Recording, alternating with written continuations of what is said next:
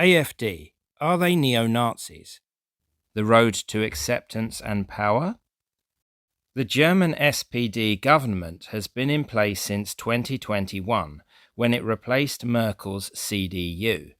It collapsed in November 2023 after Chancellor Olaf Scholz fired his finance minister. Scholz lost a no-confidence vote and had to call a snap election.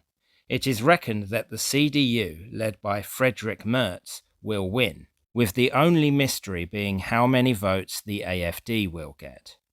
There was a major fuss when the CDU were trying to pass a motion in Parliament which showed a tougher stance on immigration.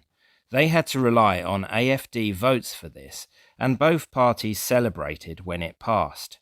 Merz had vowed not to work with AfD, and despite the fact he hadn't worked with them as such, he was roundly attacked by the SPD and other liberal politicians. The critics included Angela Merkel, who attacked the party she formerly led, claiming Scholz had broken his pledge. This probably had something to do with Merz having ripped on Merkel's legacy for months, not least her disastrous migrant crisis era. Merz then tried to pass a bill to put the contents of the motion into law. AfD MPs supported this once more, but unfortunately it was defeated by a majority of 12. The Liberal parties will have celebrated this, but they might not be so smug come the elections, because this legislation might have helped save the liberal order. Maybe if they weren't so squeamish about such matters, they might not be in such a fix. The SPD government, as well as the CDU opposition, has tried to appear more hardline on immigration in order to shoot the AfD fox. Similarly, in Sweden and Denmark, the centre-left has changed tack on immigration to meet the threat of the populist right. Having occasional based policies has meant both parties have been able to fend off AfD in the past, without having to work with them. If AfD were to control a large proportion of the federal parliament, as well as in the state parliaments, then it would be harder to do this. It might even get to the stage where a government of any party will need AfD support to pass legislation, or even to govern full stop.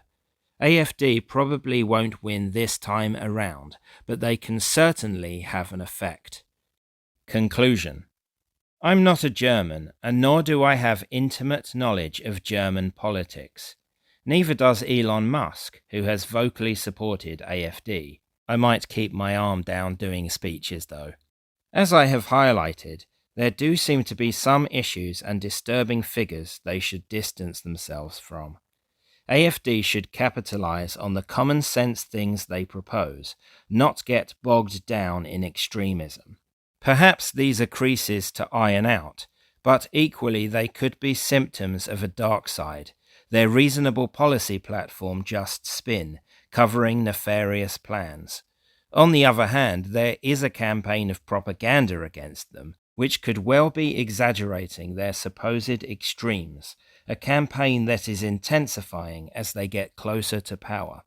Certainly, some unpleasant people support them and have represented them, in a country which has struggled with a neo-fascist fringe in the past, as well as other extremists such as radical communists. Many such people will vote for AfD as the party closest to their aims.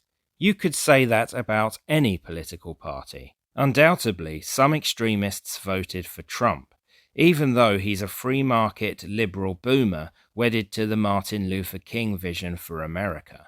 The Labour Party has some skeletons in the cupboard, as do the Tories and even Reform. Having the support of extremists does not discredit a whole movement. There are distinct differences in AfD's political ideology from Moustache Man. They are advocates of free expression, direct democracy, lightly regulated free market capitalism, limits in state and supranational power, and nation-state-based liberalism. Not to mention they are accepting and protective of Jewish people, as well as other ethnicities, so long as they integrate and respect the law. Does this mean AfD won't follow some authoritarianism? No, but some authoritarianism is required to preserve society, certainly in the dire straits Europe is in now. Is there a possibility that what they do in power would differ from what they're saying now? Yes, of course, there is with any political party. Equally, there is a chance they might moderate in power, just as Meloni has done in Italy, or just as it appears reform may do in Britain. There is, of course, a built-in need to moderate under the proportional systems of Germany and most of continental Europe. Ultimately, we can only really know how extreme AfD are if they manage to get into government, just as we learned that Trump was not really a fascist from his first term. Voting is always a gamble to some degree.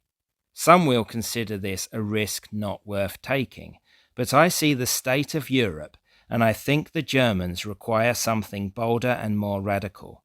They have no choice, really, considering liberal social democrats have turned their country into a violent mess, where the fanatics and criminals of the Middle East are killing their people. It is worse than it was when the Baader-Meinhof gang was in business. Perhaps it's the most violent period since the Nazis, or at least since the communists had half the country. Obviously, I am no fan of the Nazis. My grandparents had to fight and suffer bombing and hunger at their hands, and they got off lightly. I have friends who are Jewish, whose relatives may have been butchered. Nazism was a totalizing, fanatical, and genocidal ideology. But it doesn't mean that robust nationalism within a classical liberal framework should forevermore be off limits, in Germany or anywhere else. It doesn't mean you can't protect your tribe. The current situation is so desperate, we need a much tougher defense of everything our European cultures have built. If we don't mount this defense, it could all be lost.